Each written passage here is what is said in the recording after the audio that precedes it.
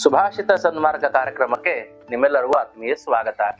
ಇವತ್ತಿನ ಸುಭಾಷಿತ: ನಾಕ್ಷರಂ ಮಂತ್ರರಹಿತಂ ನಮೂಲಂ ಔಷಧೀಂ ಅಯೋಗ್ಯ ಪುರುಷಂ ನಾಸ್ತಿ ಯೋಜಕಸ್ತತ್ರ ದುರ್ಲಭ. ಈ ಪ್ರಪಂಚದಲ್ಲಿ ಅಕ್ಷರ ಮಾಲೆ ಅಂತೇನವ, ಆ ಅಕ್ಷರ ಮಾಲೆಗಳಲ್ಲಿ ಇಂತಹ ಒಂದು ಅಕ್ಷರದಿಂದ ಮಂತ್ರಗಳನ್ನ ಶಬ್ದಗಳನ್ನ ಮಾಡ್ಲಿಕ್ಕೆ ಬರೋದಿಲ್ಲ ಅನ್ನೋ ಅಕ್ಷರಗಳೇ ಇಲ್ಲ. ಯಾವ್ದಾದ್ರು ಶಬ್ದ ತಗೊಳ್ರಿ, ಇನ್ನೊಂದು ಶಬ್ದಕ್ಕೆ ಸೇರಿಸ್ರಿ, ಒಂದಿಲ್ಲ ಒಂದು ಶಬ್ದ ಹಾಗೆ ಆಗ್ತದ, ಒಂದು ಅರ್ಥ ಇದ್ದೇ ಇದೆ. ವ್ಯರ್ಥವಾದಂತಹ ಅಕ್ಷರಗಳು ಈ ಸೃಷ್ಟಿಯಲ್ಲಿ ಇಲ್ಲವೇ ಇಲ್ಲ. ನಮೂಲಂ ಔಷಧೀಂ, ಪ್ರಕೃತಿಯಲ್ಲಿ ಪ್ರತಿ ಒಂದು ಪದಾರ್ಥದಲ್ಲಿ, ಒಂದು ಕಲ್ಲು, ಮಣ್ಣು, ಗಿಡ, ಹೂವು, ಹಣ್ಣು, ಬಳ್ಳಿ, ನೀರು, ಪ್ರತಿಯೊಂದರಲ್ಲೂ ಒಂದು ಔಷಧಿ ಗುಣ ಇದೆ.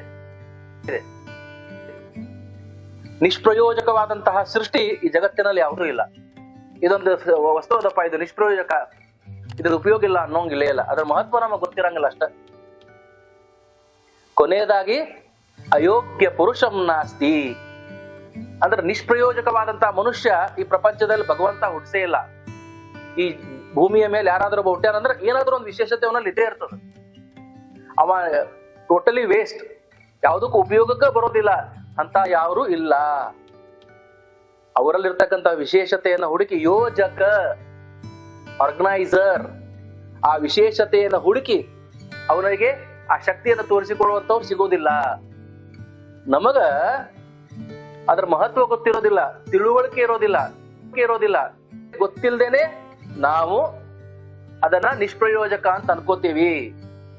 ಈ ಸುಭಾಷಿತ ಏನ್ ಹೇಳ್ತದಂದ್ರ, ಪ್ರಕೃತಿಯ ಒಳಗ ಯಾವುದೇ ಸಂಬಂಧ ಆಗ್ಲಿ, ಯಾವುದೇ ವ್ಯಕ್ತಿ ಆಗ್ಲಿ, ಯಾವುದೇ ವಸ್ತು ಆಗ್ಲಿ, ಯಾವುದನ್ನು ನಿಷ್ಪ್ರಯೋಜಕ ಅನ್ಕೋಬಾರ್ದು. ಹಂಗಾಗಿ ಇವತ್ತು ಈ ಸುಭಾಷಿತ ಏನ್ ಹೇಳ್ತದಪ್ಪ ಅಂತಂದ್ರೆ, ಎಲ್ಲದರಲ್ಲೂ ಒಂದು ವಿಶೇಷ ಅರ್ಥ ಇರ್ತದ. ಅದನ್ನ ತಿಳಿಯುವಂತ ಯೋಜಕ ಅದರ ದೌರ್ಬಲ್ಯತೆ ಅದ. ಹಾಗಾಗಿ ಯಾವುದರ ಬಗ್ಗೆನೂ ವಿಷಯ ಗೊತ್ತಿಲ್ಲ ಅಂದ್ರೆ ಅದನ್ನ ನಿಷ್ಕಾಳಜಿ ಮಾಡಬೇಡ್ರಿ, ಅದನ್ನ ತ್ಯಜಿಸಬೇಡ್ರಿ, ತಿರಸ್ಕಾರ ಮಾಡಬೇಡ್ರಿ, ತಿಳ್ಕೊಳ್ಳೋ ಪ್ರಯತ್ನ ಮಾಡ್ರಿ.